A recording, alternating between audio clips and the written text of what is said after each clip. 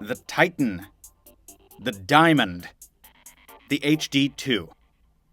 For years, the name HTC was synonymous with Windows smartphones, and after a slightly concerning lull, Microsoft fans can breathe a sigh of relief. HTC is back with a device we think is the most attractive Windows phone ever from the company.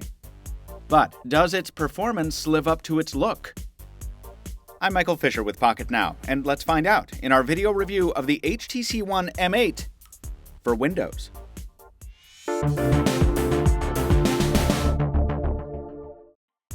As we said in our dedicated comparison last week, the One M8 for Windows is physically identical to its Android-powered predecessor. That means we're looking at a unibody metal casing with a brushed hairline finish and a feel in hand that highlights its exemplary machining.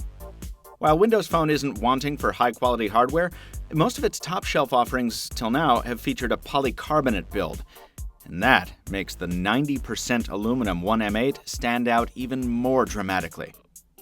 And it stands out under the hood as well.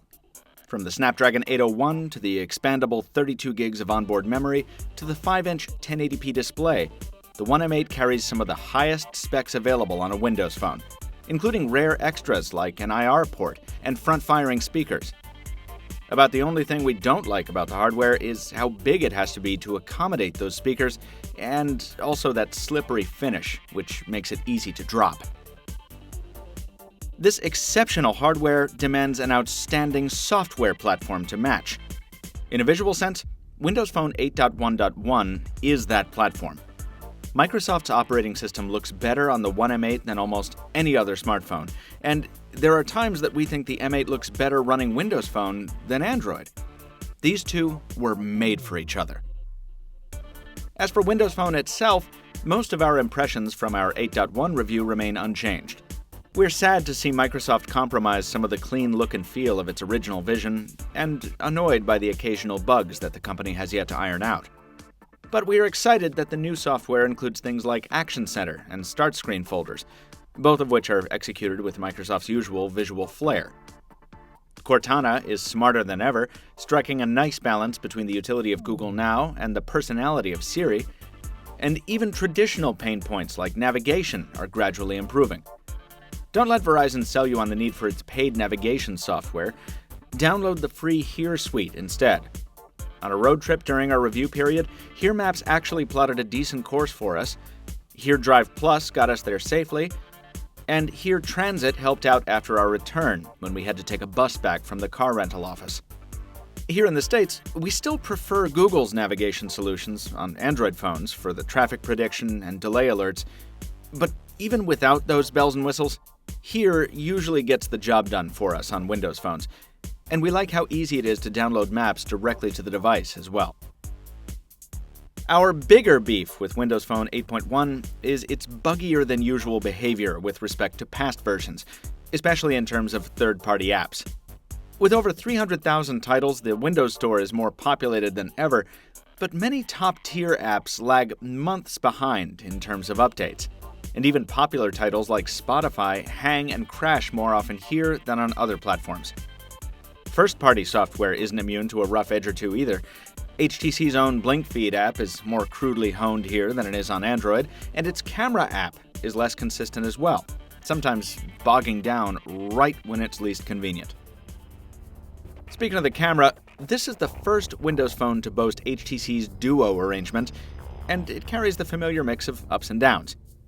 The UI offers both simple and granular controls, and the faux bokeh photos with enhanced depth of field are good enough for a quick wow effect, but not much else. We have a better time shooting conventional photos with the One M8, and despite its low-resolution output, it's quite possible to get some nice results. As we've seen from past comparisons, HTC's software bumps up the saturation and contrast a bit, and we don't have a problem with that when it leads to photos that look this good. Turn down the sun, and the M8's ultra-pixel enhancements come into play to pull every last photon from the scene. Windows Phone already had some excellent low-light cameras in the Lumia line, and the M8 only bolsters that offering. It also ups the game on the other side. The wide-angle front-facing camera will be a welcome sight for anyone who takes a lot of group selfies. Videos shot with the 1080p camcorder are bumpier than what you'll get from one of those optically stabilized Nokias, and the manual focus could be a bit more precise. Still, for the overwhelming majority of consumers, that's picking nits. Especially if you make use of the excellent video highlights feature to spice things up, this video camera is more than enough for documenting most life events, from the banal to the spectacular.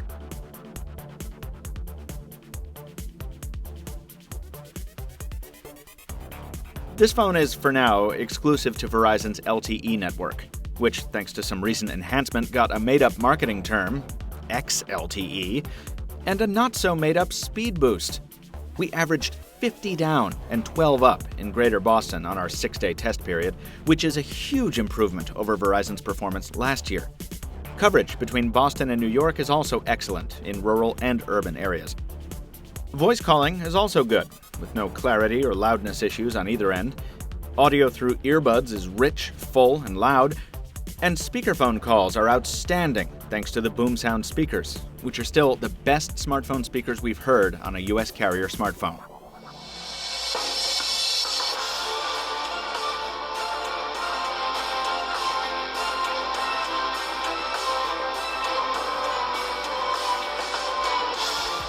Budding race car drivers will be happy to know that gaming is no trouble on the One M8 for Windows, so long as you can find a game you want to play in the Windows Store. Our old reliable Asphalt ran wonderfully, even in max graphics mode, as did Infinite Flight. And while you shouldn't play too many 3D games without being plugged in, you'll be happy to know that battery life isn't bad, usually. On a day with 2.5 hours of continuous moderate mixed usage, we were still at over 70% charge after about 7 hours off the charger. That said, on another day with light usage but poor coverage, we blew through a quarter of the battery in 1 hour of standby, so as always, keep an eye on your power consumption. The One M8 might not be exciting to you if you're a veteran of the Android world.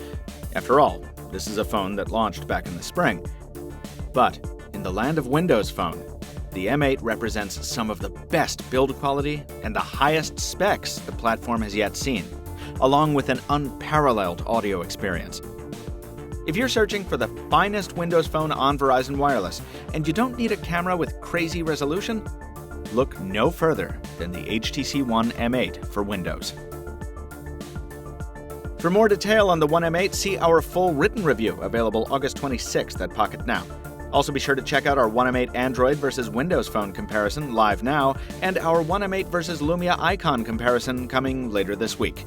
Till next time, this has been Michael Fisher with Pocketnow, Captain Two Phones on Twitter, urging you to keep your tiles live.